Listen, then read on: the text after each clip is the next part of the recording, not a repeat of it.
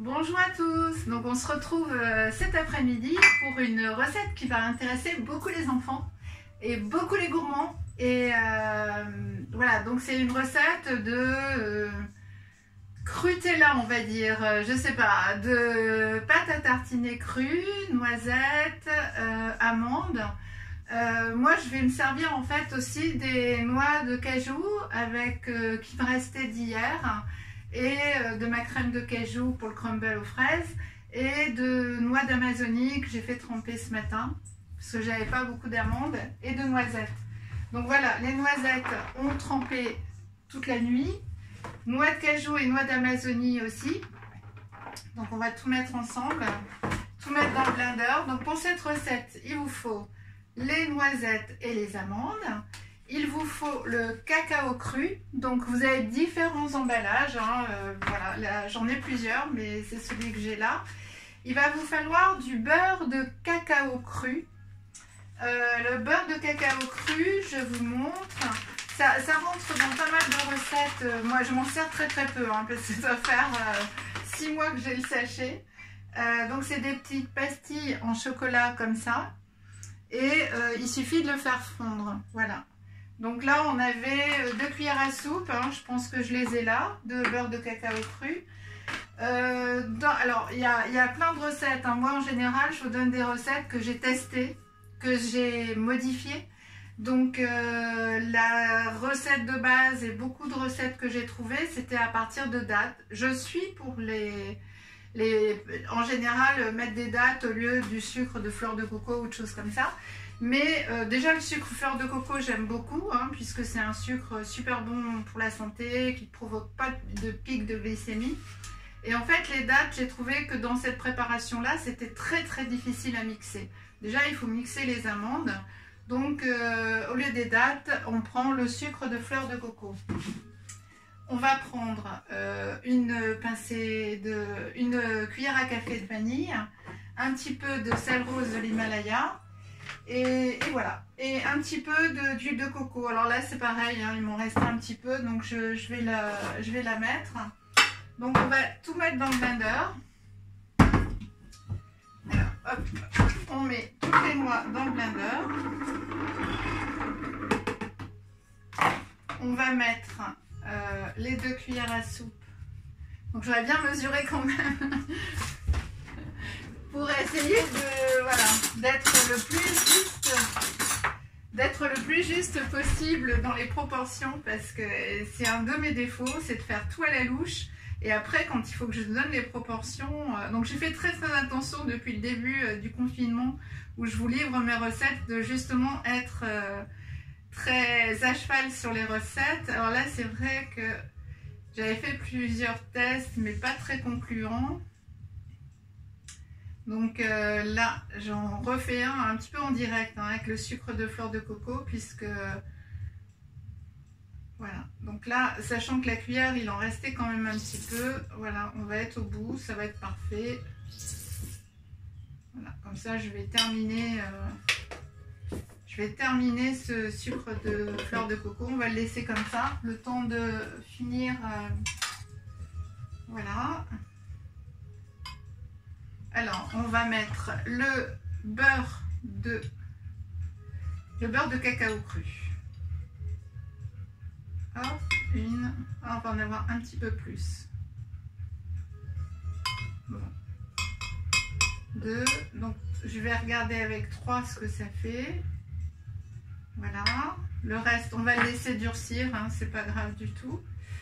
Et on va mettre une cuillère à café de vanille. Donc là, je ne vais pas la remplir. Voilà, hop. Et on va mettre 2 cuillères à soupe de cacao cru. Donc sachant les vertus du cacao cru, voilà, où on a on a le magnésium, le fer, le potassium, le cuivre, les protéines, voilà, à l'état pur, comme on dit. Donc, hop. Voilà, donc je vais peut-être prendre une autre cuillère, parce que là, ça va être un petit peu too much pour mon cacao. Alors, 2 cuillères à soupe de cacao cru. Hop, voilà. Sachant que le cacao cru, les férus de cacao, ben, on trouve que il n'est pas aussi bon. Ben, c'est sûr que comme tout ce qui est torréfié, en fait, parfois ça accentue le goût. Et donc ça va être un petit peu plus fade. Mais moi, rien que de savoir qu'on a un produit cru et vraiment impeccable, sans adjonction de produits de quoi que ce soit, voilà, moi j'arrive à trouver des produits encore meilleurs que les autres à partir du moment où je sais que ça fait du bien à ma santé. Alors, une pincée de sel, voilà, et donc hop, on va voir si c'est pas trop long.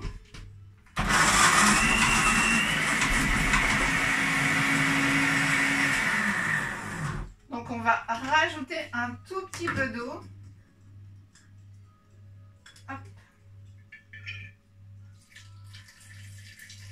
Voilà. Alors, j'ai versé à peu près 3 cuillères à soupe d'eau, ce qui arrive de temps en temps quand on égoutte un petit peu trop les noix. En fait, le but, ça serait de les laisser dans l'eau. Je les ai égouttées avant le repas.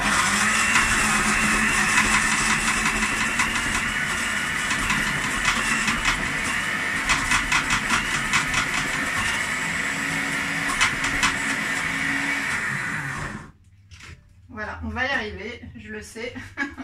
À force de patience. Hop. Voilà.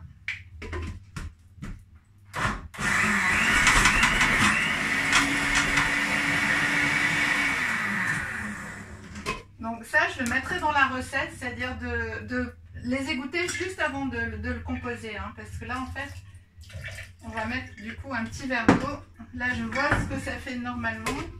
Là, on n'y est pas.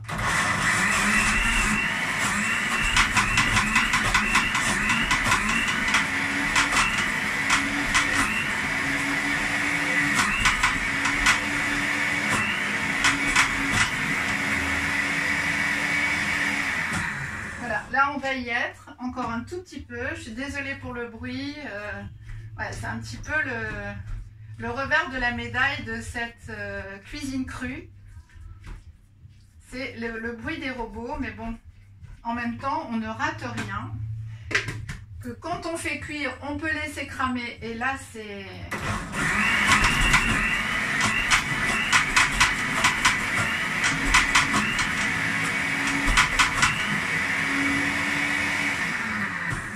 Donc là, n'hésitez pas à faire ce que je fais, hein, c'est-à-dire de touiller... Hop.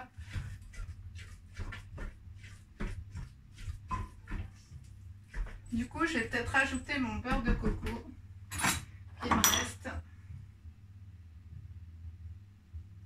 Voilà, je modifierai la recette aussi.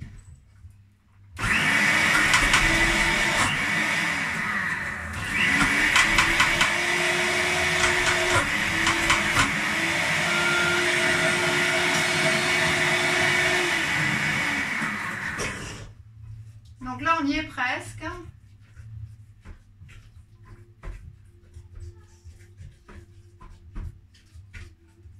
Alors, je vais juste goûter pour le sel.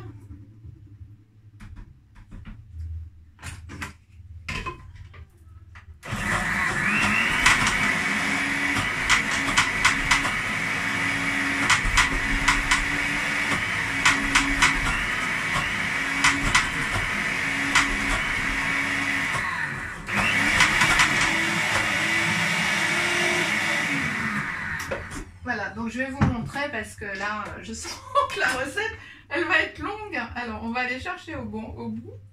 Ce qui est déjà mixé, moi je vais le faire un petit peu plus longtemps. Il y a des fois, il faut comme ça de la patience. Et après, vous mettez en pot.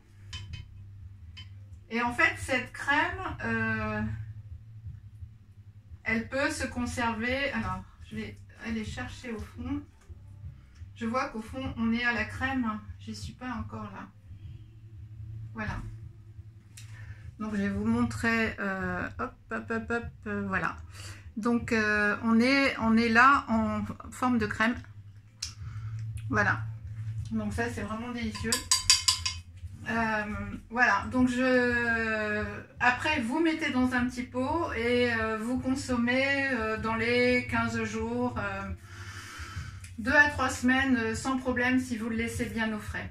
Voilà, donc ça c'était le Crutella et demain on fait le gazpacho avec ma petite touche originale, voilà, d'un fruit en fait que je mets dans le gazpacho et qui donne un petit goût qui sort un petit peu de l'ordinaire, et sachant que je fais un gazpacho sans poivron. Voilà, j'ai trouvé qu'il était beaucoup plus digeste. Et donc simplement avec des tomates et voilà, un oignon, de l'ail, je vous dirai tout ça demain. Voilà, j'espère que cette recette vous aura plu. Donc prenez bien soin de vous. Là c'est les derniers jours, donc on en profite un petit peu. En plus il fait super beau. Voilà, je vous embrasse comme je vous aime et à demain. Merci.